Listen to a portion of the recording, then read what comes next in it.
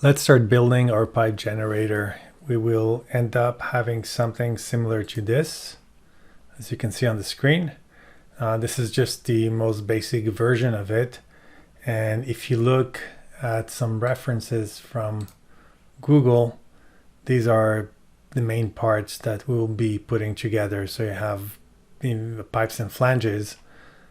We have kind of elbows connecting and all these flanges that connect between the pipes themselves. So we'll create them procedurally, and when we're done, we will be able to import this into Unreal, and that can be used as a tool to quickly lay out detail in game levels. So in Houdini, I'm going to start by creating a geometry node, and I'll name it pipes. Jump inside and create a curve node. Now to make it a little bit more interesting, I'm going to switch the view to my front view. So I'm going to press spacebar and 3. So now I'm in my front viewport, and with the node selected, I'm going to press enter. Make sure that snapping to grid is enabled. And I'm just going to draw shape that looks like that, and then I'm going to switch back to my perspective by pressing spacebar 1, and then just continue to shape around, make it whatever you want. So this is what I have for now. Okay, and when you're done, just press escape, so you can see kind of a wandering, meandering curve. Now, the next step to do is just like we did with the first example, we're going to put a circle and we're going to extend that along the curve. So press tab again, type circle, and one more time with the circle, we're going to scale down the uniform scale to 0.25. We're going to change the primitive type to polygon, and that should give us a pretty good starting point, and connect it to a sweep node. Okay, so put that together. No, actually that was the wrong order. Actually, I can get a neat looking shape doing that, but this is not exactly what we're looking for. So I'm going to switch them around, press Y to cut the connections, and put the curve on the backbone. So it should be on the left, and the circle on the cross section. And there we go. That created this kind of shape for us, just for the time being. So you can see that it's the foundation of this pipe. And again, if you click on reverse cross sections, it will reverse to normals. Now, when you look at pipes, there's a bit of roundness to the corners. So what we're going to do for our curve, we're going to make sure that these corners are going to be rounded off, and we'll do that by using a poly bevel. So put in a poly bevel and connect it between the curve and the sweep. And in the poly bevel, we're going to change that to points. And you can then play around with the distance values, and you see that it puts a bevel around each one of the points. If you want to make it smoother, and as you will see in here, you can increase the number of divisions on the poly bevel. Okay. Now, if the circle still feels a little bit too big, you can go back in, and let's say we set it to 0.1. There you go. It looks a little bit better, more along the lines of what a pipe. We're going to build the flanges now. One thing that I want to make sure is that you all have your side effects labs set. If you haven't done so yet, make sure that you click on the update toolset and update or install the latest version. So I'm currently using 348. Save your scene, restart Houdini, and then come back to this if you haven't done so yet. So for the flanges, we will be using the circle. And to create them, I'm going to drop a poly extrude node, and I'll connect it to the circle. So basically what a flange would look like would be this shape, but with a hole in the middle, and it will be extruded outwards. So to do that, we will take the inset and we will move it into a negative value. So as you can see, it's growing, but at the moment it doesn't look very good because you can see faces that are intersecting. The way to fix that is actually quite simple. You will, in the options of the poly extrude, go down to where it says output geometry and groups, and you will unselect output front. So that's going to leave you with this shape. Okay, so that's going to be our flange, and then we'll be able to connect it to the pipe itself a little bit later. So don't worry so much about the inset size for now. So I'm just using a relatively small number, but make sure that your shape does look like this. Now to give it a little bit of thickness, we're going to use the thicken side effects labs node. So just type thicken and you should see it over here. So thicken is in effect like a poly extrude, but what it does is it thickens it on both sides. And you can see if you play around with the depth. Okay, so you can move it like so, establish the depth, and there's also a neat feature called both directions. So if you enable that and you move it, it's going to scale it and thicken it on both sides. So in this case, we just going to leave it at 1 for now, and let's just give it a value of about 0.15. Again, these values will change once we continue building our pipe. In order to connect the flanges to the pipe itself, we're going to need to position them right where the corners of the pipes start. So in this case, we need to position them right at the beginning and end of each one of these turns in the pipe. So to do that, we will go back to what we already have. In this case, we're going to take our bevel and I'm going to duplicate it. So I'm pressing Alt and duplicated it. Okay, so we're going back to what we had in the beginning. The main difference though is that I want to reduce the number of divisions. So instead of having 4 divisions as I had in the first one, I want to have only 1 division. And that's going to give us 2 points, one at the beginning of that turn and one at the end.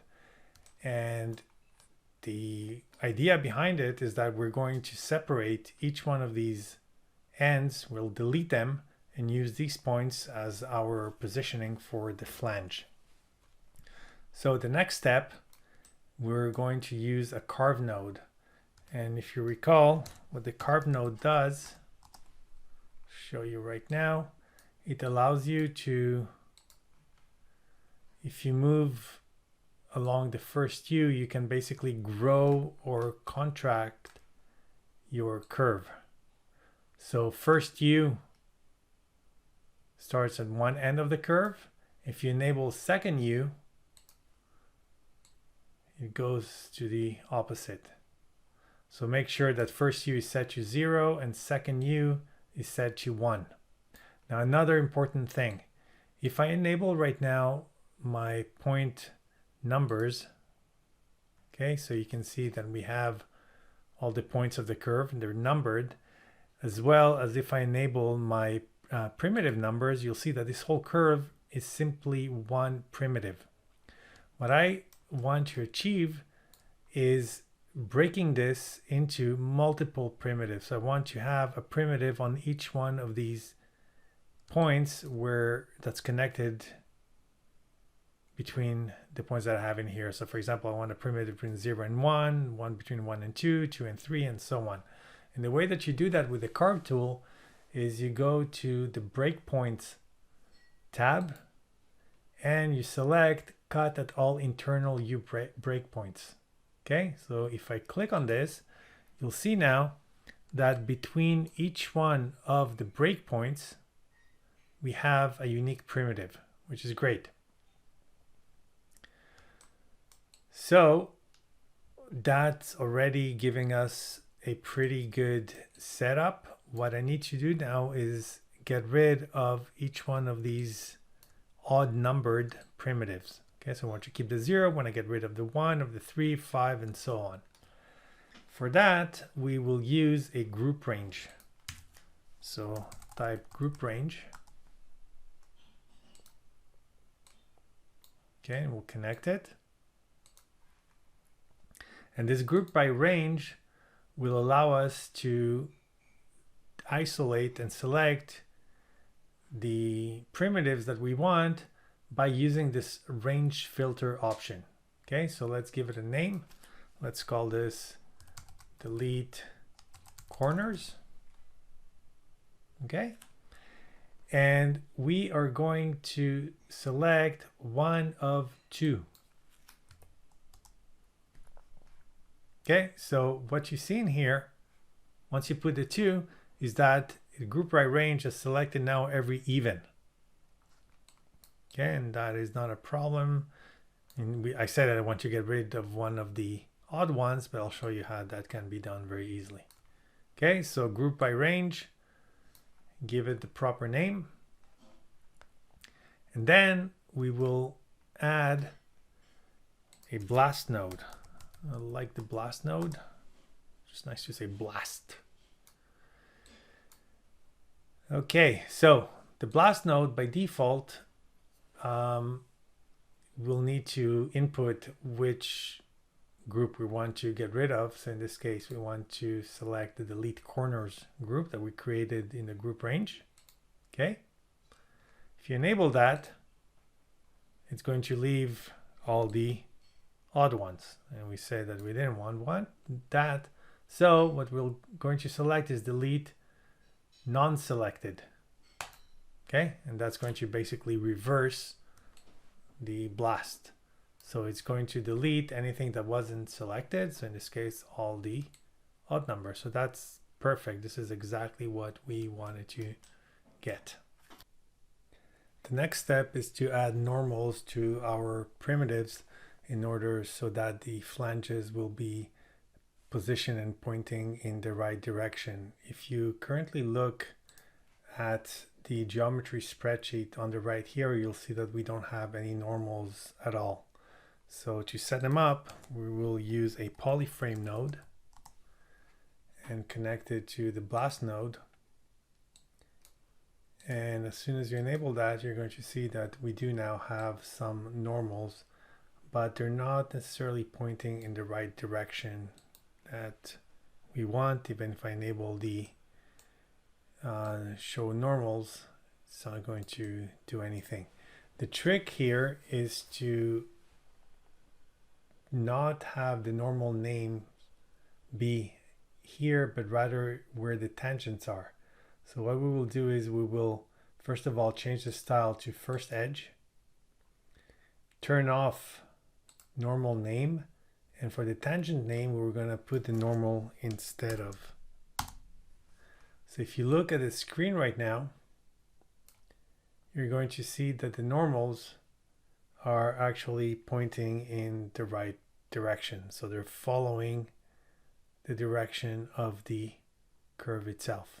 Okay, so we will be attaching the flanges to these points and they will be properly oriented in the direction that these primitives, these lines, are going. So to do that, we will use a copy to points. So copy to points.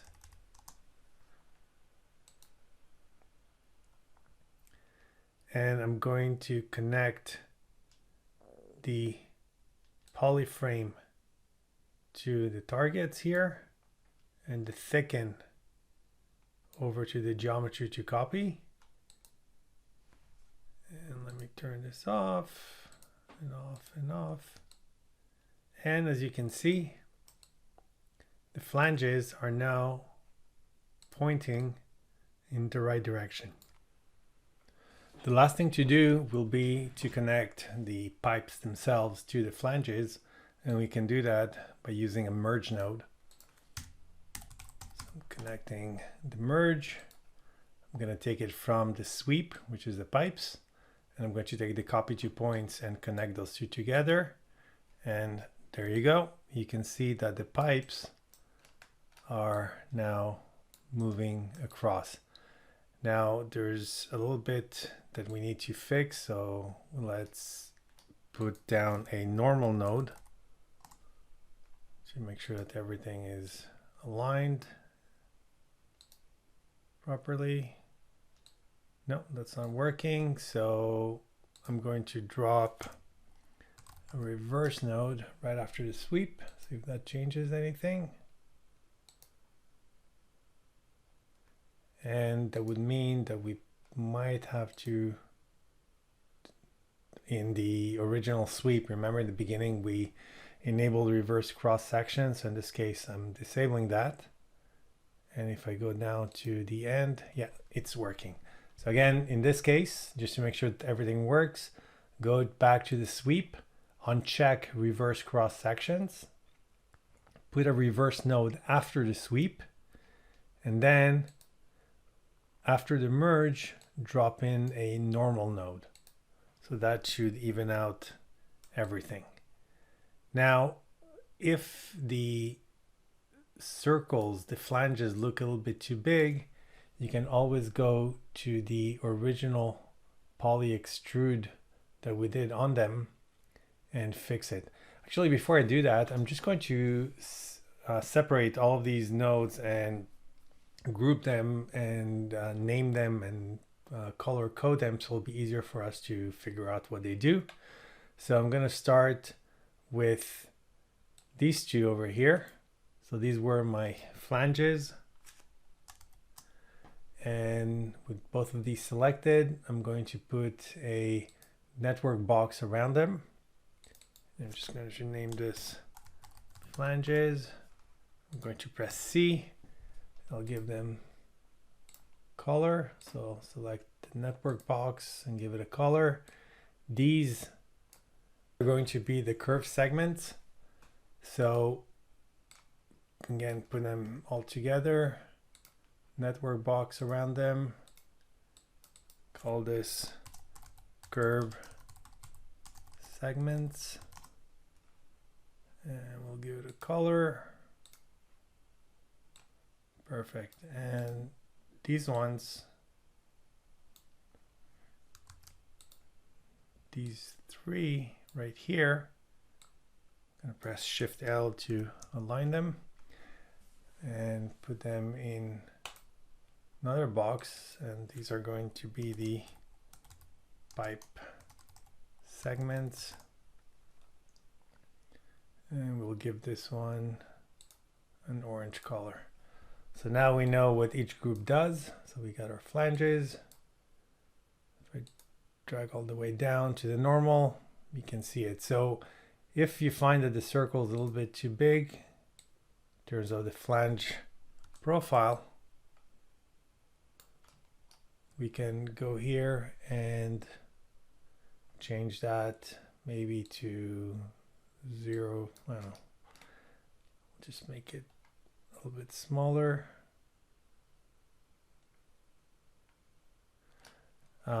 In terms of the thickness, I'm just going to go to thicken and maybe change that to slightly smaller value as well. Guess that's beginning to look a bit better. The poly extrude itself, the inset, just going to give it a slightly smaller value too. Okay, so again, these are things that you can change as you wish, just to make your object look better. One thing I'm also going to try is at the polyframe, instead of first edge, let me see if I do it by 2 edges. No.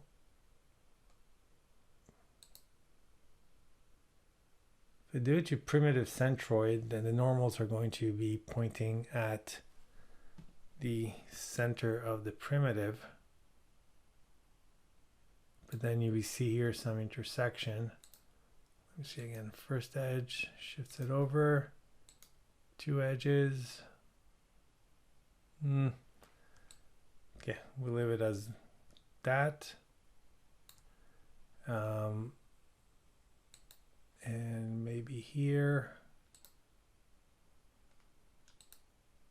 change these values. No, just leave it as it is. Okay, so for now, it's working. I mean, this is a very, very basic rudimentary pipe looking thing. If you were to actually create a proper decent looking pipe, you would want to, instead of having one shape to work in here, you might want to consider adding kind of half shapes and putting little bolts around. Actually, one last thing I'm going to try to do is thicken in both directions. If I do it in both directions and reduce the depth, would that work? Yes. Okay, so we got it. So what I've done is gone to thicken, change it to both directions and reduce the depth by quite a bit in this case. So now it's looking a little bit better. Okay, so this is all what you really need to do. So that's pretty much it. We have our basic pipe in place, and in the next lesson that we will do together, we will take this pipe and convert it to an HDA, and we will bring it to on the Unreal Engine, and then from there we'll be able to manipulate it and change it dynamically and procedurally. So have this ready for the beginning of class, and we'll take it from there. Thanks.